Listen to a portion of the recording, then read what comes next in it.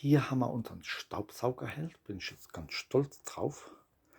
Der ist dieses Mal nicht unter das Bett weggeflutscht, sondern hat sich aufs Bett gelegt. Hat er richtig gut gemacht, der Tyson. Und jetzt zeige ich euch gleich noch was.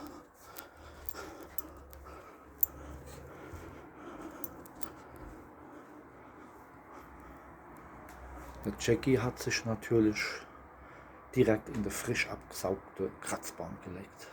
Ist halt eben doch schöner, wenn es alles frisch abgesaugt ist. Sind halt zwei ordnungslebende Kater.